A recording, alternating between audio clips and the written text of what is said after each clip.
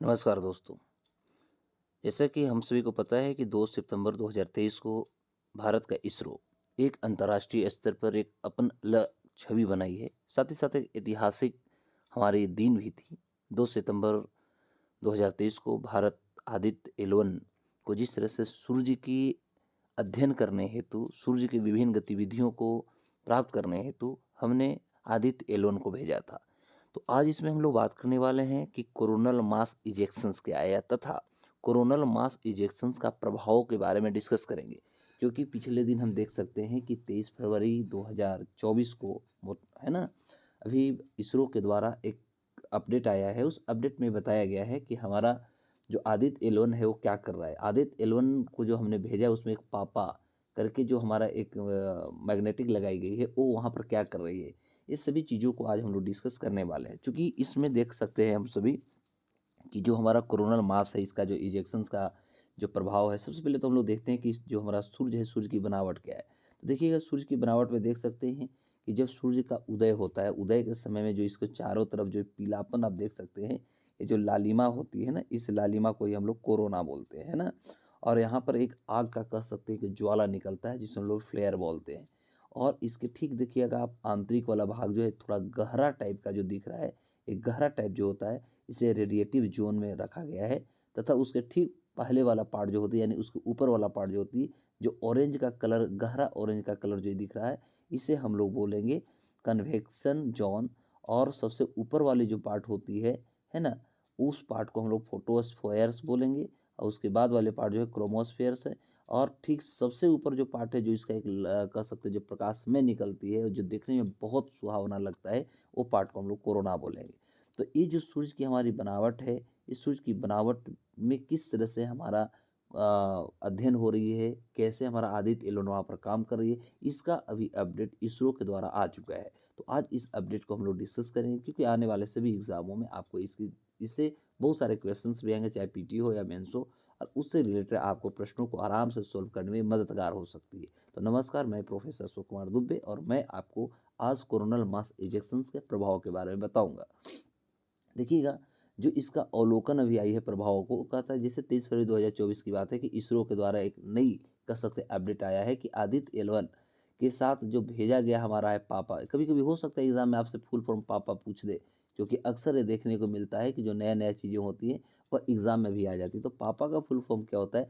Plasma analyser package for Aditya. ध्यान देंगे, plasma analyser package for Aditya. ठीक है, तो यह हमारा पापा का फुल फॉर्म है। पेलोड ने कोरोना मास इजेक्शंस के प्रभाव का पता लगाया है। तो ये बहुत अपने आप में एक ऐतिहासिक क्षण भी भारत के लिए होगा। अंतर्राष्ट्रीय स्तर पे भारत के अपने एक कह सकते हैं साइंस एंड स्पेस के क्षेत्र में भारत की बहुत बड़ी पहचान भी बन रही है। तो पापा के बारे में जो अभी खास तौर पे कोरोना मास इजेक्शंस रिलेटेड जो जानकारियाँ निकल के आई है, वो चीज़ों को आज हम डिस्कस करेंगे।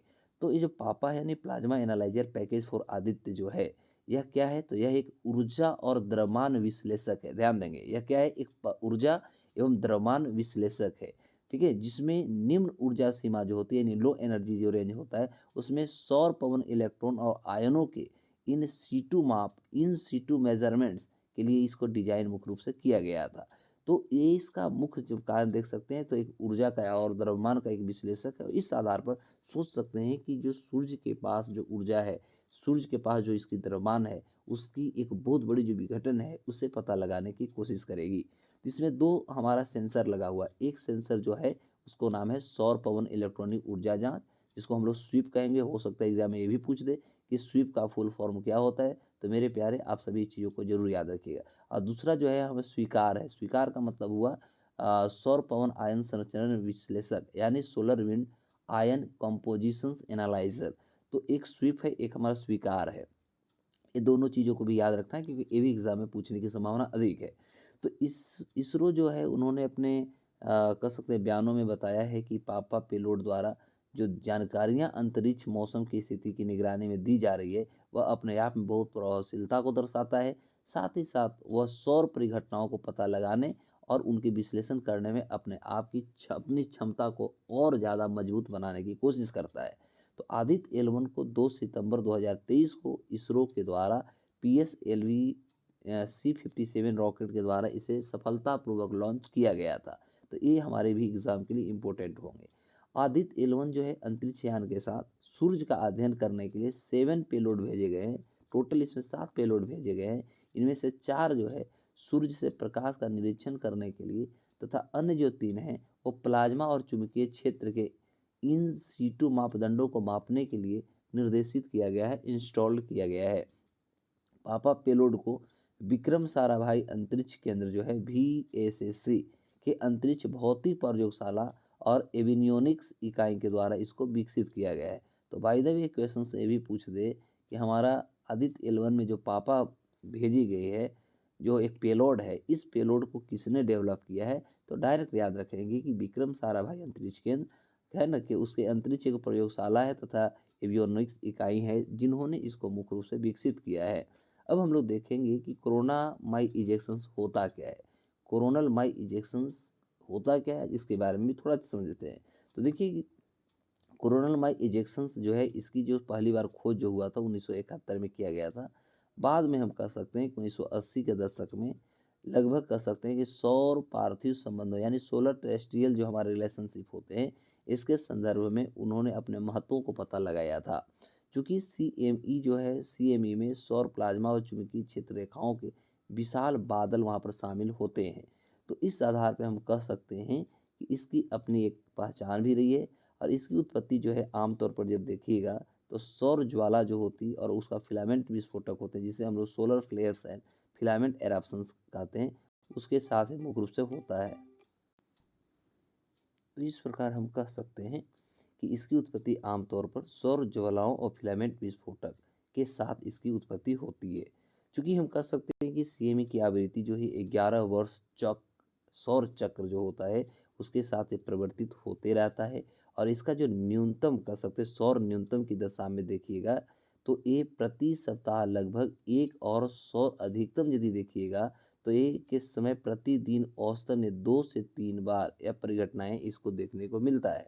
चूँकि कोरोनल मास इजेक्शंस के कारण हम कह सकते हैं कि जो हमारा चुंबकीय तूफान होती है या अरोरा और चरम मामलों में विद्युत पावर ग्रिड को ये नुकसान तक पहुंचा सकती है। तो यह अपने आप में प्रॉफिट के साथ साथ हर चीज़ों का लॉस भी होता है। तो इसका दूसरा पक्ष कह सकते हैं, पहलू इसको देखा जा सकता है। सभी जो कोरोनल मास इजेक्शंस होते हैं वो पृथ्वी के साथ संपर्क नहीं करते, ये इम्पोर्टेंट सबसे ज़्यादा होता है। लेकिन जो पृथ्वी को प्रभावित करते हैं वे उपग्रह संचार और पावर ग्रिड में व्यवधान भी उत्पन्न कर सकते हैं। क्योंकि आप ये देखिएगा कि हमारा जो सूर्य होता है, सूर्य का यदि हम स्ट्रक्चर को देखते हैं तो ये स्ट्रक्चर को आप जैसे इसका इंटरनल यदि स्ट्रक्चर देखिएगा तो सबसे इंटरनल पार्ट में इसका कोर होता है, ठीक है। उससे ठीक ऊपर वाला पार्ट में आप देखिएगा जो नारंगी कलर होती है, अभी जस्ट हम लोगों ने डिस्कस भी किया था। तो रेडिएटिव जोन होता है, उससे ऊपर जो होता है कन्वेक्शन जोन होता है ना। तो ये जो हमारे ये होते हैं ओवरऑल जो आप ये देख रहे हैं फिगर देख रहे हैं, ये हमारा सूर्य की बनावट होती है। और ये जो भी इसकी जो बनावट है, इसकी जो गतिविधियाँ हैं, ये सभी को अध्ययन करने के लिए ही तो हम आदित्य 11 को भेजे थे। 2 सितंबर 2023 को जो भारत भेजा था, यही तो कारण थे कि आज हम इसको जानने की कोशिश करते हैं कि उसके पास ऊर्जा का जो भंडार है वो आखिर कहाँ से आती है, कैसे आती है। ये सभी चीज़ों को अध्ययन करने के लिए हमारा ये गया है। तो आप ज़रूर बताएं कि कैसा वीडियो लगा, कैसा आप लोग ज़रूर अपने स्टेटमेंट जारी करेंगे। फिर हम लोग मिलेंगे इसी तरह नए वीडियो के साथ। नमस्कार, जय हिंद।